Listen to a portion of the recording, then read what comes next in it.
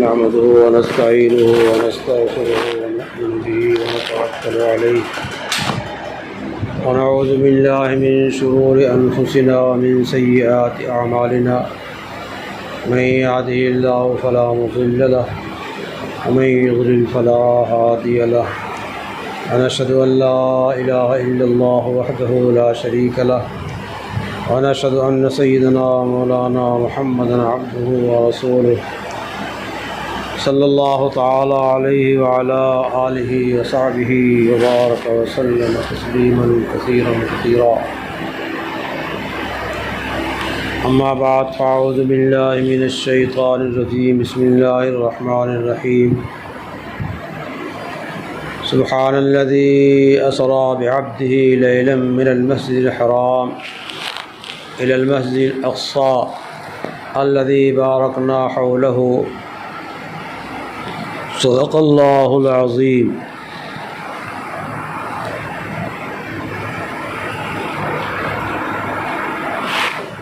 نبی کریم صلی اللہ تعالیٰ علیہ وسلم کو اللہ تعالیٰ نے ایک اعزاز یہ نصیب فرمایا کہ آپ کو معراج نصیب ہوئی،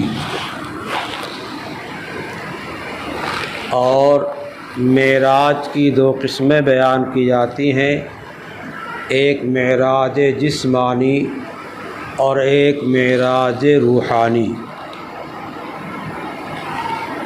معراج روحانی کا مطلب یہ ہے کہ جس طریقے سے آدمی خواب کے اندر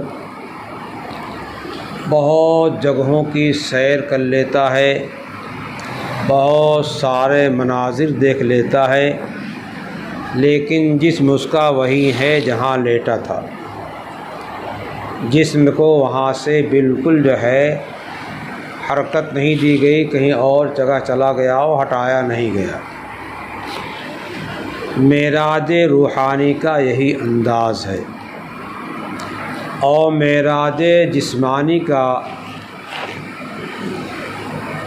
مطلب یہ ہے کہ نبی کریم صلی اللہ تعالیٰ علیہ وسلم کے جسم اطہر کو یہاں سے وہاں تک کی سیر کرائی گئی۔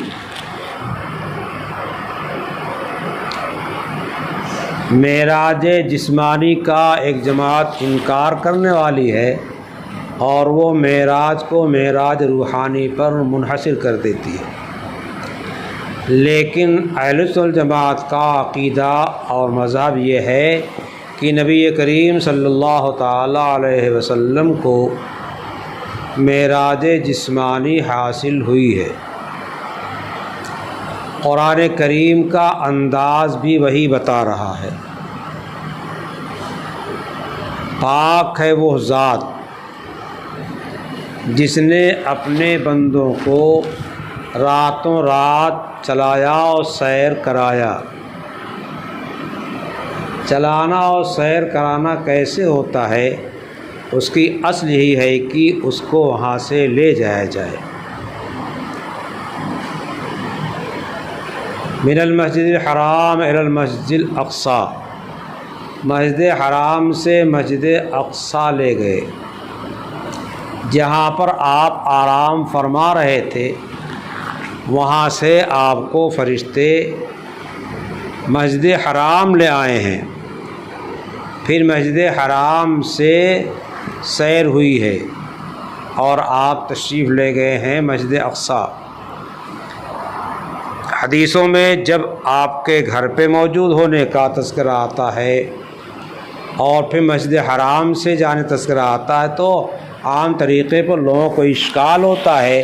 اس میں کوئی اشکال کی بات نہیں ہے۔ آپ جہاں آرام فرما رہے تھے وہاں سے تشریف لائے کہاں؟ مسجد حرام، اور پھر وہاں سے گئے۔ تو ابتدا تو آپ کے آرام گاہ سے ہوئی، لیکن مسجد سے آپ کو لے جایا گیا۔ سفر کی ابتدا ہمارے ہاں اسلامی قانون میں کیا ہے؟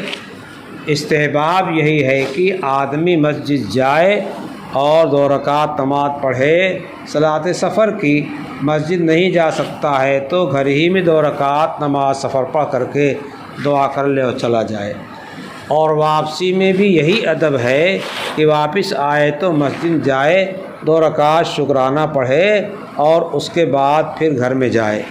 نبی کریم صلی اللہ تعالیٰ علیہ وسلم کی عادت شریفہ یہی تھی کہ آپ مسجد میں تشریف لاتے تھے اور صحابہ کو معلوم رہتا تھا، اسے صحابہ جو ہے مسجد میں دوڑ کے پہنچ جاتے تھے، لپک کے پہنچ جاتے تھے۔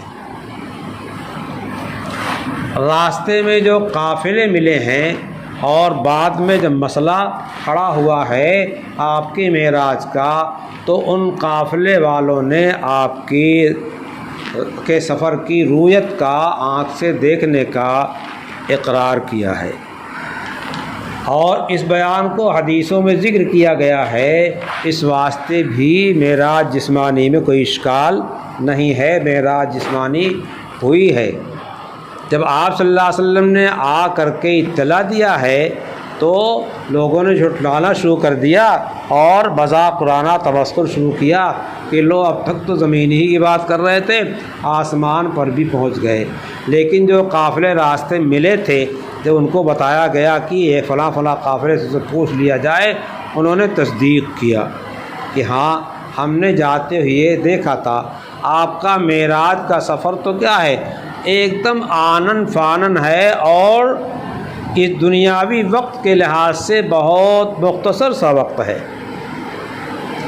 اس مختصر سے وقت میں بہت اللہ تعالیٰ نے برکت دیا، اور اس میں آپ نے 7 آسمانوں پر جہاں جو نبی علیہ السلام ملے ان کی ملاقات کیا، اور پھر بارگاہ رب العزت میں حاضر ہوئے۔ سدرہ کے پاس پہنچ کر کے جبرائیل امین جو آپ کے راہبر تھے وہیں رک گئے، اور پھر اس کے آگے جو ہے دوسری جماعت آئی فرشتوں کی، اور وہ لوگ لے گئے۔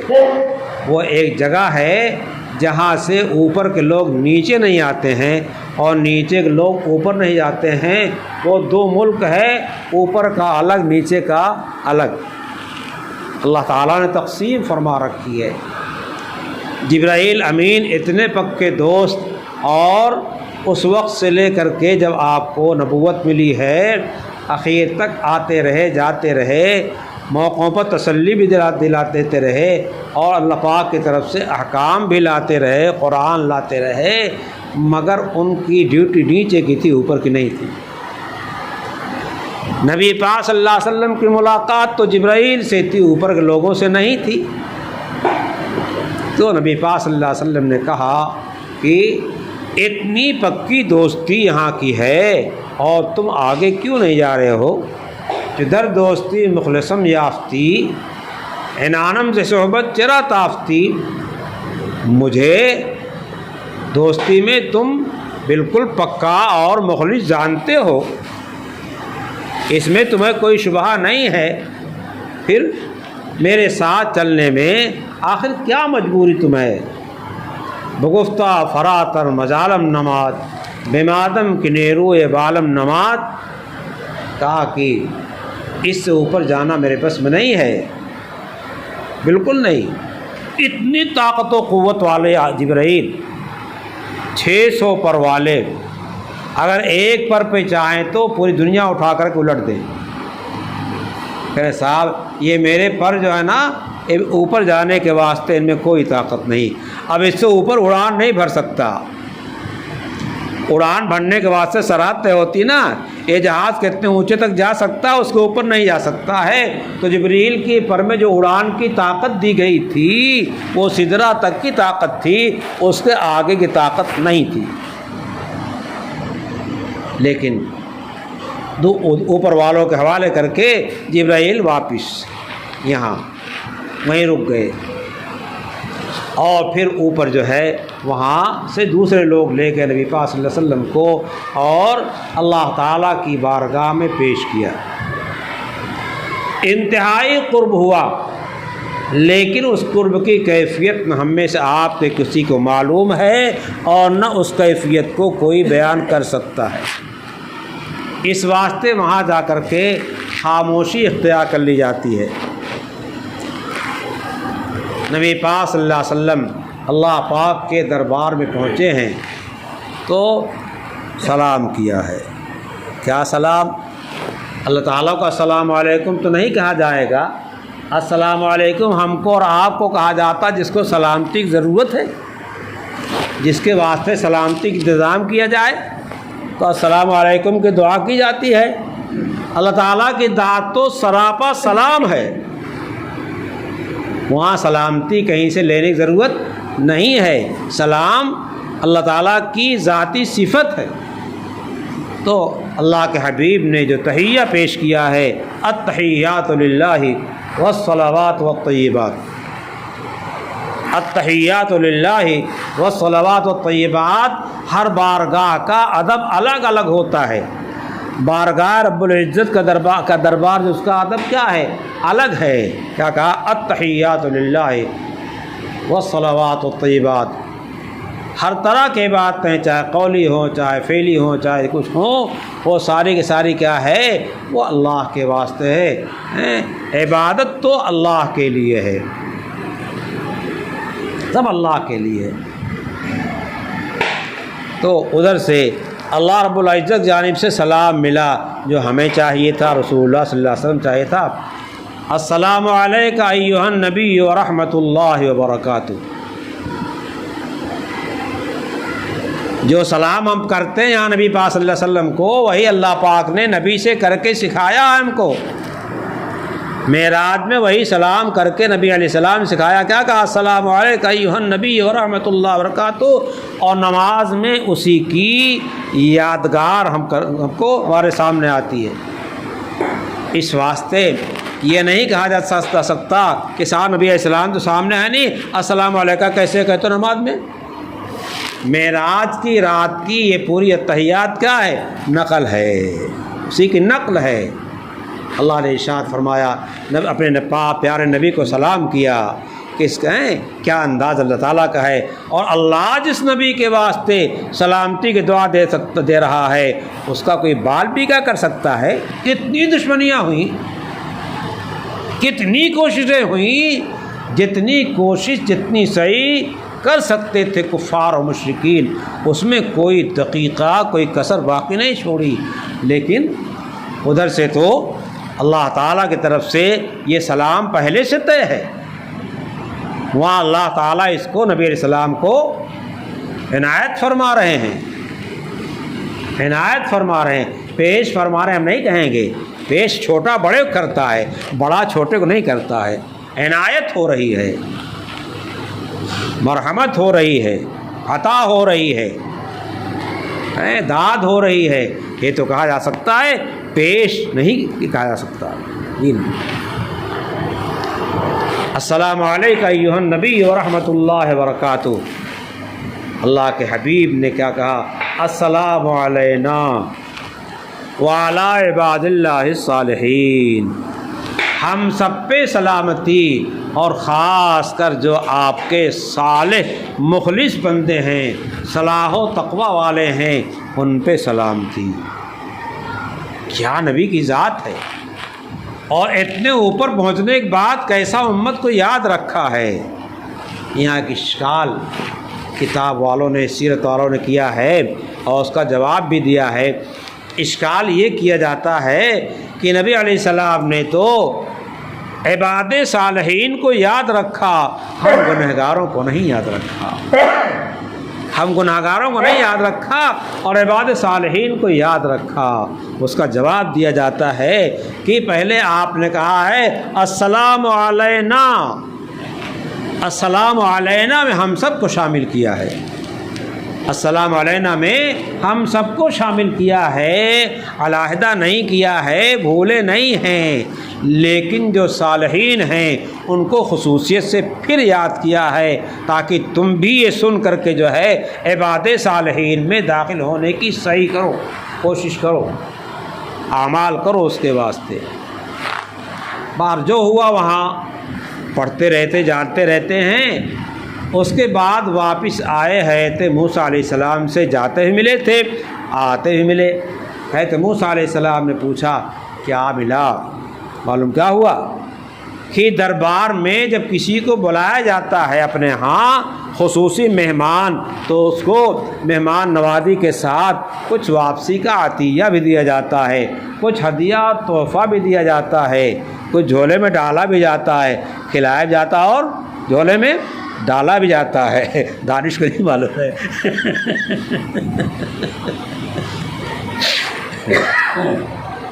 موسیٰ علیہ السلام نے پوچھا کہ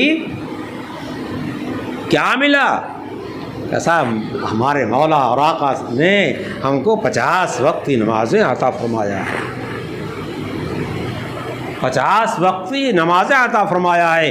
نبی پاک صلی اللہ علیہ وسلم جو ہے جو عطا ہوا اس کو لے کر کے بہت بڑا بوجھ لے کر کے چلے آئے اور آپ کو گرا نہیں گزرا۔ 50 نمازوں کا بوجھ لے کر کے آئے اور انتہائی سبک چلے آئے۔ موسیٰ علیہ السلام ہیں کہ امت بہت بڑی، لیکن موسیٰ علیہ السلام کی امت سے محمد رسول اللہ صلی اللہ علیہ وسلم کی امت بہت کافی بڑی ہے۔ موسیٰ علیہ السلام کہا بھی کسی موقع پر کہ یہ میرے بعد آنے والا اور اس کی اتنی امتی، لیکن وہ حسد اور جلن نہیں ہے۔ یہ نوجوان جو آ رہا ہے اس کی کیا سعادت ہے، اللہ تعالیٰ کی دین ہے کہ اللہ نے ان کو عطا فرمایا ہے۔ موسیٰ علیہ السلام نے کیا کہا؟ واپس جائیے۔ اگر حسد ہوتا تو کیا کہتے؟ جائیے پتہ چلے گا، بڑی بڑی امت لے کے آئے ہو، ہے نا؟ نہیں، خیر خواہی کا مشورہ دیا۔ انبیاء علیہ السلام سراپا خیر خواہی ہوتے ہیں، خیر خواہ ہوتے ہیں، اور دین سراپا خیر خواہی ہے۔ دین پورا کیا ہے؟ نصح اس کو کہا گیا، دین کو سراپا خیر خواہی۔ الدین النصیحہ، الدین النصیحہ سراپا نصح اور خیر خواہی ہے۔ قصہ معلوم ہے، آتے رہے جاتے رہے، آتے رہے جاتے رہے، آتے رہے، اور اس کے بعد جب 5 نمازیں لے کر کے آئے تو موسیٰ علیہ السلام کا اور جاؤ، میرے امت پہ 2 وقت کی نمازیں فرض تھی، امت نہیں کر سکی، 50 سے 5 کر دیا، اب شرم آتی ہے۔ تو امتیوں کو بھی شرم آنی چاہیے نبی کی شرم سے، کہ ہمارے پاک نبی جو ہے 5 پہ شرما گئے تھے، تو ہم 5 خوب جو ہے حوصلے اور جذبے کے ساتھ اور شوق کے ساتھ، انتہائی تقاضے کے ساتھ، دل کی خواہش کے ساتھ اس کو ادا کریں۔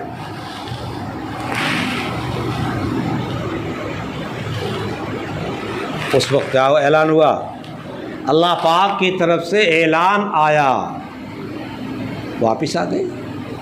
اچھا، ایک مرتبہ اللہ تعالیٰ نہیں دے سکتے تھے 5 نمازیں؟ مالک کی مرضی ہے، مصلحت ہے، لیکن ایک مرتبہ کے بعد لوٹ کے آئے تھے تو برداشت مشکل ہو جاتی، اس لیے بار بار ملاقات کا ایک بہانہ اللہ تعالیٰ نے دیا اپنے پاک نبی کو، بار بار اپنے پاس بلانے کا اور نبی کی تڑپ کے پورا کرنے کا کیا دیا، ایک بہانہ دیا کہ پھر جاؤ پھر جاؤ پھر جاؤ پھر جاؤ پھر آؤ، اور اس کے بعد 5 لے چلے آئے۔ تو اعلان ہوا ہن خمسن، ہیں 5، یہ پڑھنا ہے 5، وہن خمسون، ہم نے 50 کہا تھا، اس 50 میں ثواب کے لحاظ سے تبدیلی نہیں ہوئی ہے، عملی طور پہ تبدیلی ہوئی ہے، عمل کے لحاظ تبدیلی ہے۔ ثواب تو ہم 50 کا 50 دیں گے، لیکن عمل 5 کا کرنا ہے۔ کیا کریم آقا ہے! یہ سب سے پہلا نمبر ہے جس نمبر پہ اس امت کے واسطے جو ہے اللہ تعالیٰ کا انعام تمام امتوں سے زیادہ ملا ہے، تمام امتوں سے زیادہ ملا ہے، کہ 1 کا 10 گنا، 1 کا 10 گنا وہیں سے ہوا ہے۔ حدیث پاک میں مثال آتی ہے، آخری باب ہے حدیث مشکاہ شریف میں، باب ثواب ہذہ الامہ، اس امت کے ثواب کا مسئلہ۔ اس میں روایت ذکر کیا ہے کہ ایک قوم آئی، اس نے صبح سے دوپہر تک کیا کیا؟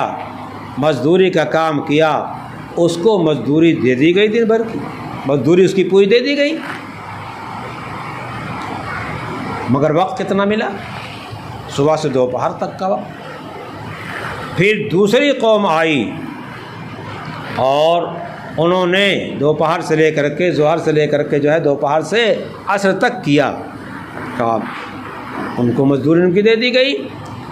اور ایک قوم آئی اور اس نے عصر سے غروب آفتاب تک ہی محنت کیا، اسے پوری مزدوری دی گئی۔ وہ مثال یہود و نصارہ کی ہے، یہ امت محمدیہ کی ہے۔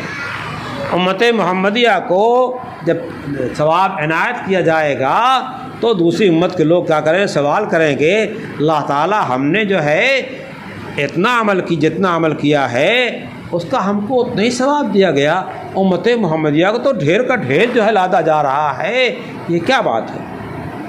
اشکال کریں گے بارگاہ رب العالمین میں، فرمائیں گے تم نے جتنا کیا مل گیا نا، جتنا کیا مل گیا، اس میں کچھ ہم نے کوتاہی کمی کیا ہے، ثواب میں تمہارے کٹوتی کیا ہے،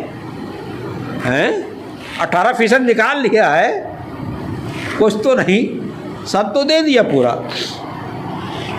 کیا نہیں؟ ہاں بس جاؤ، ذالک فضلی اعطیہ من اشاء، یہ جو میں زیادہ دے رہا ہوں یہ میرا فضل ہے میری طرف سے، فضیلت و ذاتی ہے، جس کو چاہوں دوں، اس میں کسی کو مجال دم زدن نہیں ہے، بولنے کی کوئی بولنے کا حق نہیں ہے۔ خاموش ہو گئے، اور پھر وہاں سے یہ ضابطہ چلا کہ ایک کا 10 مل گیا۔ یہ شب معراج میں 2 چیزیں ملی، کیا؟ ایک تو نماز ملی اور دوسرے ایک کا 10 گنا ملا جو کسی امت کو نہیں دیا گیا، نبی پاک صلی اللہ علیہ وسلم لے کر کے چلے آئے۔ اور پھر ظہر کے وقت سے جو ہے آپ نے جبرائیل نے آ کر کے نماز پڑھائی، تو آپ نے فجر کہاں پڑھی؟ فرض تو ہو چکی ہے، فرض تو ہو چکی ہے، فجر کہاں پڑھی؟ اس کا ایک جواب دیا آتا ہے ابھی اجمال آیا، تفصیل نہیں آئی ہے، جب تک تفصیل نہیں آئی ہے تب تک عمل ضروری نہیں، عمل واجب نہیں ہے۔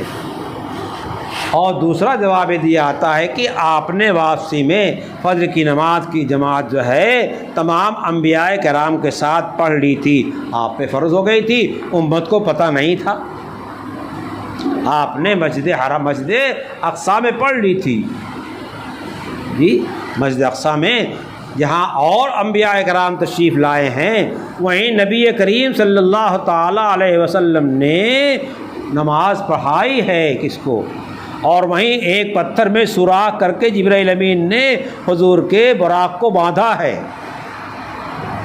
وہی سب حدیثوں میں موجود ہے۔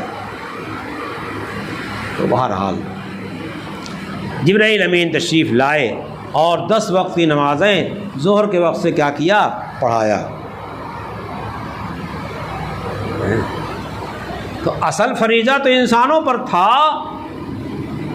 جبرائیل امین پڑھائیں تو نفل ہوگی، حنفیہ کے ہاں تو نفل نماز پڑھنے والا فرض والے کی امامت نہیں کر سکتا۔ تو یہ کیا ہوا؟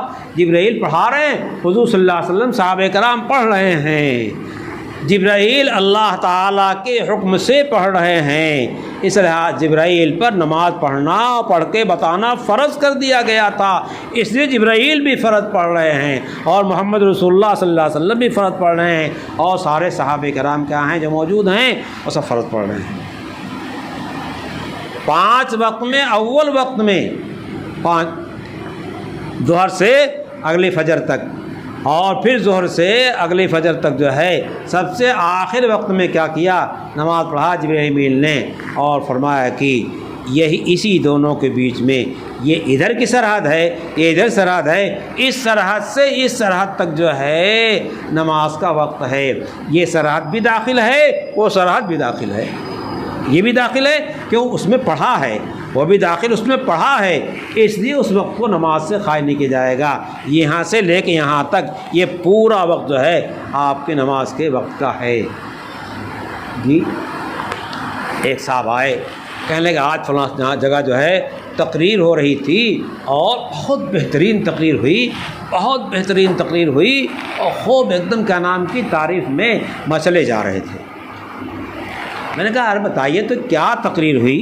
میں اس کا نکاح پڑھانے گیا تھا، وہیں وہ بھی شرکت کر رہے تھے اور بڑے عجیب انداز سے بیان کر رہے تھے۔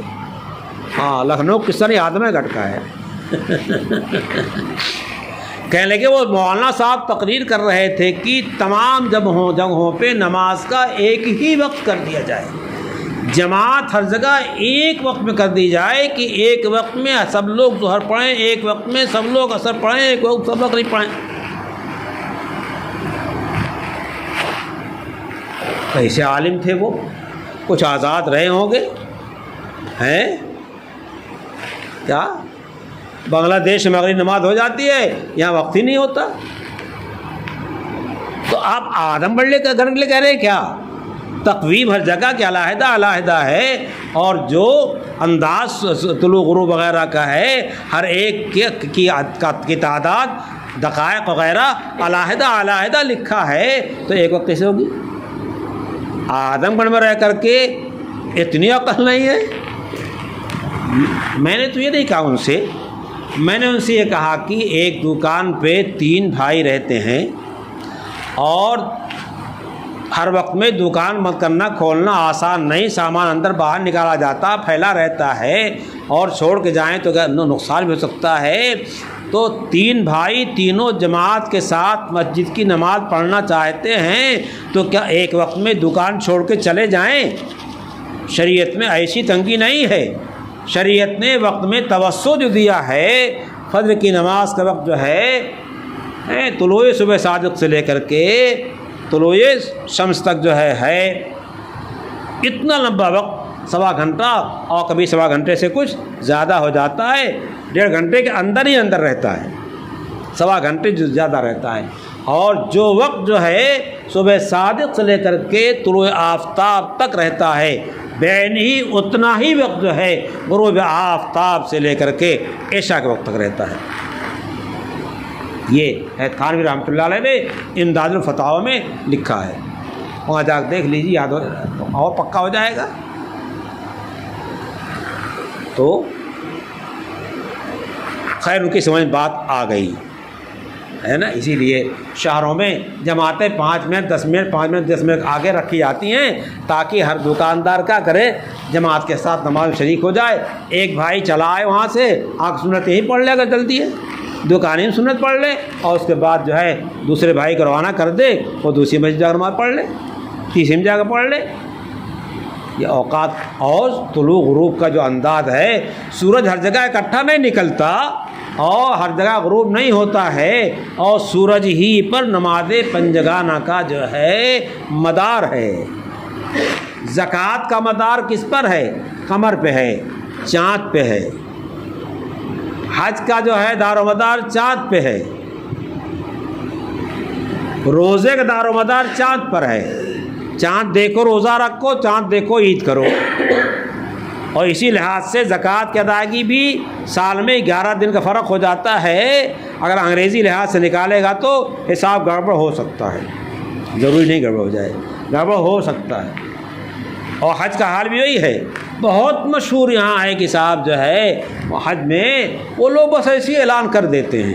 ہاں کچھ جگہیں ایسی جہاں اس طرح اعلان کرتے ہیں، لیکن مکہ مکرمہ مدینہ طیبہ میں ابھی ایسا نہیں ہوتا ہے، اللہ کرے آئندہ ایسا نہ ہو۔ جی نہیں، بعض لوگوں نے کتابوں میں ڈال دیا، لیکن جو میں نے تحقیق کیا اس تحقیق سے معلوم یہ ہوا کہ بہت ہی تحقیق کے بعد جو ہے وہ اعلان کرتے ہیں چاند کا۔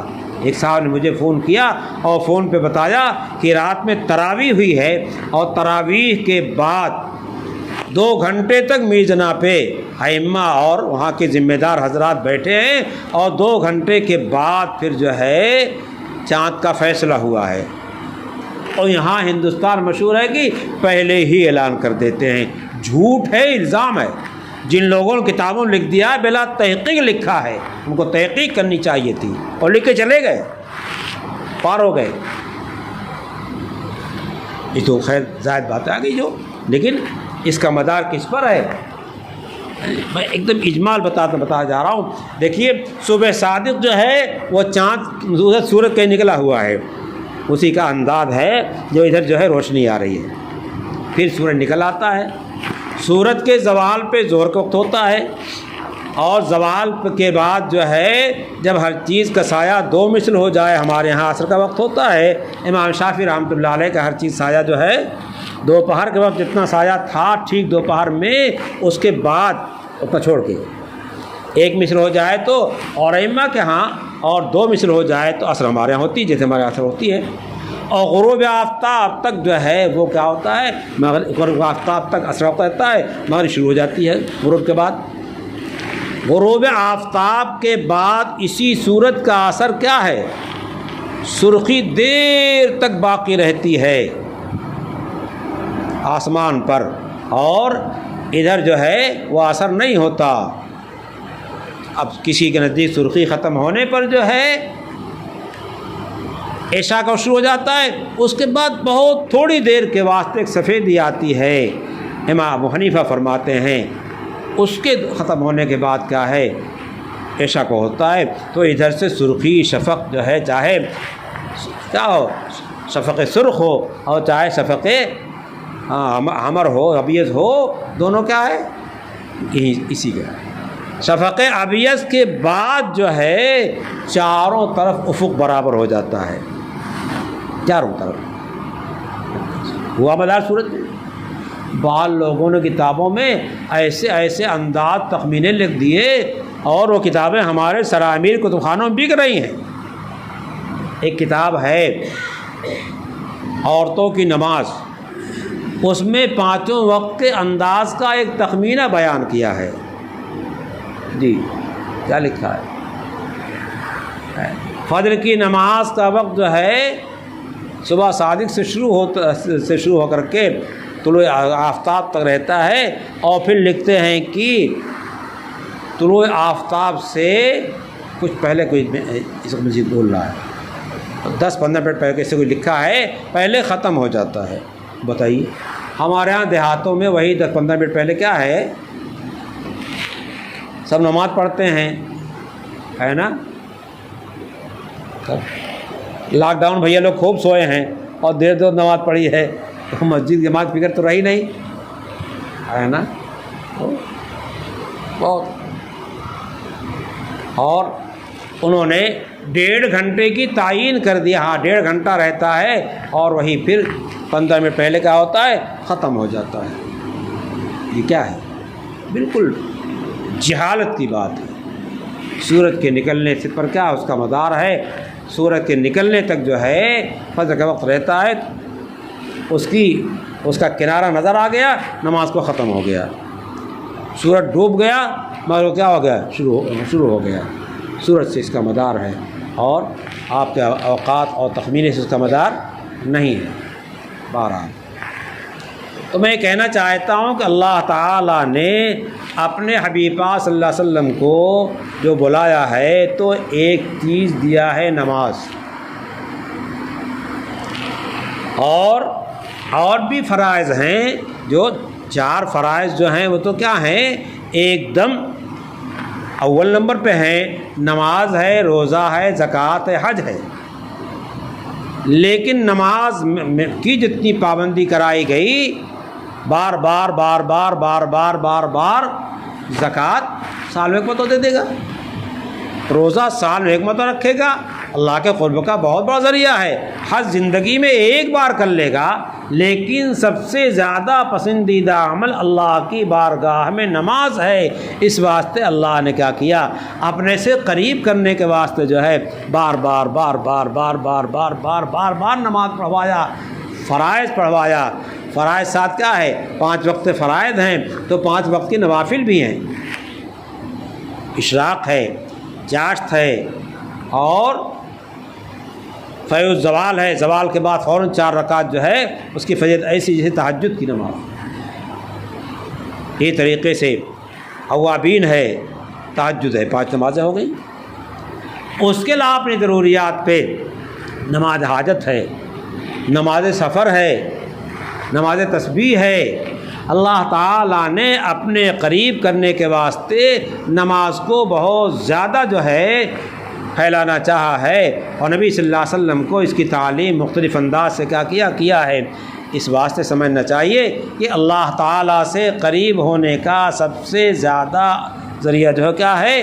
ایمان کے بعد نماز ہے، اور سب سے بڑا ذریعہ کیا ہے؟ وہ ایمان ہے۔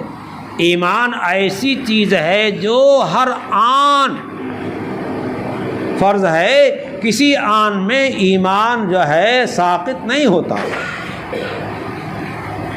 کسی آن بھی ایمان ساقط نہیں ہوتا، ایک آن کے واسطے بھی کفر کا آنا پسندیدہ نہیں ہے۔ تو سب سے زیادہ جو عمل اہم ہے وہ تو کیا ہے؟ وہ ایمان ہے۔ ہر وقت وہ ہمارے پاس ہونا چاہیے، کسی وقت میں اس میں کوئی تزلزل نہیں ہونا چاہیے۔ اس واسطے ایمان کی پختگی کی دعائیں کرنا چاہیے، اور ایمان کی پختگی کے واسطے جو ہے تدبیر کرنا چاہیے، پختہ ایمان والوں کے پاس بیٹھنا چاہیے، اور لا حول ولا قوت الا باللہ کی تسبیح پڑھنے سے جو ہے ایمان میں قوت پیدا ہوتی ہے۔ اور ایمان کے معنی میں نے آپ کو پہلے کبھی بتایا ہے کہ ایک صاحب کھڑے ہوئے اور زور سے کہا یا رسول اللہ مل ایمان، اللہ کے رسول ایمان کا ہے؟ فرمایا الاخلاص، الاخلاص، ایمان اخلاص کا نام ہے۔ جو عمل ہم کرتے ہیں ایمان کا، اس میں ہمیشہ یہ ذہن ہونا چاہیے کہ ہم یہ اللہ کے واسطے کر رہے ہیں۔ ہمارے دماغ کے اندر جو ہے ہر دم یہ بیٹھا رہنا چاہیے کہ ہم یہ اللہ کے واسطے کر رہے ہیں، نماز اللہ کے واسطے پڑھ رہے ہیں، روزہ اللہ کے واسطے رکھ رہے ہیں۔ یہ چیز جو ہے ایک تو اللہ کے واسطے ہونے کا ہر دم دھیان ہونا چاہیے، جب بھی نماز پڑھیں تو اللہ کے واسطے، اور یہ اللہ کے واسطے ہر عمل کرنے کا دماغ بنا رہنا چاہیے، اس سے کبھی جو ہے دماغ خالی نہیں ہونا چاہیے۔ اس واسطے کہ رسول اللہ نے ایمان کی تعریف اخلاص سے کیا ہے، رسول اللہ نے ایمان کا تعارف اخلاص سے کرایا ہے۔ تو ایمان کے لیے اور سارے اعمال کے لیے ہمارے ذہن میں ایک چیز ہونی چاہیے، غفلت نہیں، اور دوسرے اللہ تعالیٰ نے جن انعامات کا وعدہ فرمایا ہے ان انعامات کا تصور ہونا چاہیے کہ ہم اشراق پڑھیں گے تو اللہ تعالیٰ کیا کریں گے؟ ایک حج عمرے کا ثواب عنایت فرمائیں گے۔ مثلاً قرآن پاک کی تلاوت کریں گے تو 1 حرف پہ 10 نیکی ملے گی، اور اعمال کے علیحدہ ثواب ذکر کیے گئے ہیں، ان کو دیکھنا چاہیے، معلوم کرنا چاہیے، اور اس کے لینے کی اور پانے کی اللہ سے امید رکھنا چاہیے۔ اللہ توفیق سے نوازے۔ اللہم صلی علی سیدنا مولانا محمد وعلی آل سیدنا مولانا محمد وبارک وسلم تسلیما کثیرا کثیرا، کلما ذکرہ الذاکرون کلما غفل عن ذکرہ الغافلون، اللہم آثرنا واکثرنا واصلنا شأننا کلہ۔ اے اللہ ہم سب کو عمل کی توفیق نصیب فرما، ہمارے اعمال میں خلاص نصیب فرما، ہمارے لیے اے اللہ نیت کی درستگی کا فیصلہ فرمائیے، ہماری نیتوں میں اخلاص پیدا فرمائیے، اعمال پہ جو آپ نے وعدے فرمائے ہیں ان کو ہمیں ذہن نشین فرما دیں، اور اس کے ملنے کی ہمیں امید رکھنے کی توفیق سے نواز دیجیے۔ اے اللہ پورے ملک کے اندر امان کی فضا قائم فرما دیجیے، مدارس و مساجد و خانقاہوں کے اور تمام دینی جماعتوں جمعیتوں کے اے اللہ کھلنے اور چلنے کے اسباب مہیا فرما دیجیے۔ اے اللہ جو رکاوٹیں آ گئی ہیں ان رکاوٹوں کو دور فرما دیجیے۔ اسلامیات پہ جو حملے ہو رہے ہیں اے اللہ اس وقت مسلمان بہت کمزوری کی حالت میں ہے، بہت بے بسی کی حالت میں ہے۔ اے اللہ تو ہی جو ہے ان حملوں کی مدافعت فرما، اے اللہ تو ان حملوں کی مدافعت فرما، اے اللہ اے اللہ حملوں سے اے اللہ مسلمانوں کی اے اللہ دین اسلام کی حفاظت فرما، اے اللہ اپنے پاک دین کی حفاظت فرما۔ اے اللہ تیرا دیا ہوا دین ہے، اور تیرے ہی حفاظت کرنے سے اور تیرے محفوظ رکھنے سے محفوظ رہے گا۔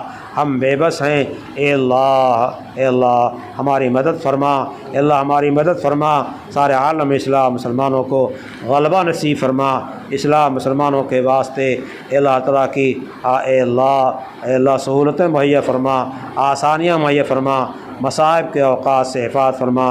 اے اللہ جو مسلمان جیلوں میں ہیں ان کے واسطے رہائی کے اسباب مہیا فرما، جو قصوروار ہیں ان کو اپنے اپنے قصوروں سے توبہ توفیق نصیب فرما، سب کو اپنا قرب نصیب فرما، اپنی محبت نصیب فرما، اپنی معیت نصیب فرما، اپنی رضا نصیب فرما۔